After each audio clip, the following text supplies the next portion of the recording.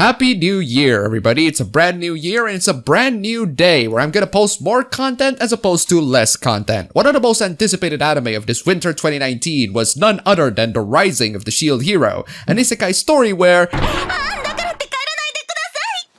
Don't worry, I promise you, this might sound interesting. Now, the very first time I heard about this anime is where this person on Twitter talked about how this anime is for vicious, regressive misogynists, and that it's potentially gonna start a discourse because of the premise. Yes, before the anime even airs, there are already people on Twitter who made malicious presumptions about the story. Will this be another case of Goblin Slayer type of hoopla? I don't know, but hopefully now I get all of your attention. Welcome to ARC01's Uncapped, the bluer the better and better late than never. Today's review, Rising of the Shield Hero, the Royal Revenge arc, or whatever the name for the Thought Princess arc is. The very first arc that will be getting an anime adaptation, but the manga already has a head start through a couple more chapters in the second arc, but since the first arc is already finished in the manga, let's talk about that and give everyone a head start before the anime comes out, shall we? So the premise is, you have a 20-something-year-old college student named Naofumi who is, let's say it together ladies and gentlemen, transported into another world. In this world, he becomes the Shield Hero, which isn't really the most popular hero out of all of them, so he got outcasted, but then he stumbled upon a mysterious lady who seems to have a liking on him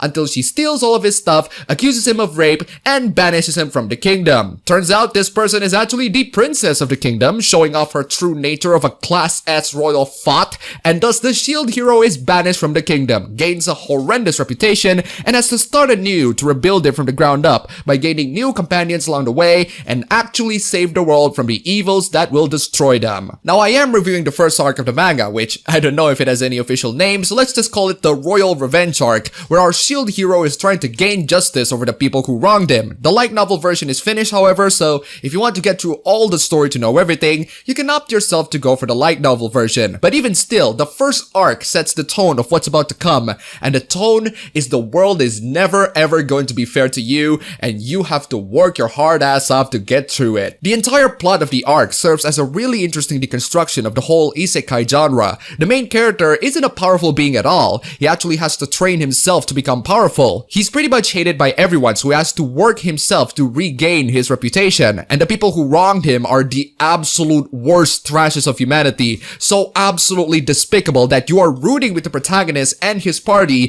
to bring justice into these freaking worthless trashes and thoughts. Yes, the story is pretty edgy, but it's the world is evil kind of edgy and not goblin rape in your face kind of edgy. The world is a harsh and brutal place in the sense that nobody likes you. They're in the world just for themselves and they're gonna do whatever it takes to survive, including stomping you along the way. And thanks to these jackasses stomping you, you just want to find a way to make sure that all of them pay for their crimes. And to say that they got the justice that they deserve is an understatement. I'll say this right away. The entire arc of this manga is the protagonist's journey to find a way to absolutely and royally screw the people who wronged him, especially the absolute freaking thought that falsely accused him of crime. Without wishing to spoil how, he absolutely freaking did, and it is one of the most satisfying display of royal thought slaying that I have ever seen in any entertainment media ever. It is the one that you have to witness with your own two eyes. It is such a satisfying and glorious conclusion. If you like my thought slaying segments in my meme stream, this entire arc in the manga is a journey towards the ultimate thought slaying. Does this arc have flaws? Sure, there are a lot of story bits in the manga that merely serves as fillers for the upcoming plot rather than actually serving this particular arc. There are some weird parts in the manga where it showed the light novel and didn't even bother to adapt it, which is an extra, by the way. You have to read that part in order to understand a particular plot point in the future, which is freaking stupid. Might as well read the light novel while we're at it. The story is finished anyway. But I'm prepared to overlook a lot of the flaws in this particular arc simply for that really damn satisfying ending. It is a catharsis to witness the royal thought slaying and seeing the protagonist's journey in order to actually get into the thought slaying part. There are tons of flaws in this particular arc of the manga, but why should I talk about them when the ending is one of the most cathartically satisfying conclusions conclusion for this thought-slaying journey. And the journey itself is pretty damn good. Sometimes a bit rushed at parts, but again, that ending just makes all of them worth it. The shield hero proves himself to be not just an anti-hero at parts, but also an actual hero that saved the world as well. His companions is a freaking harem of demi-humans,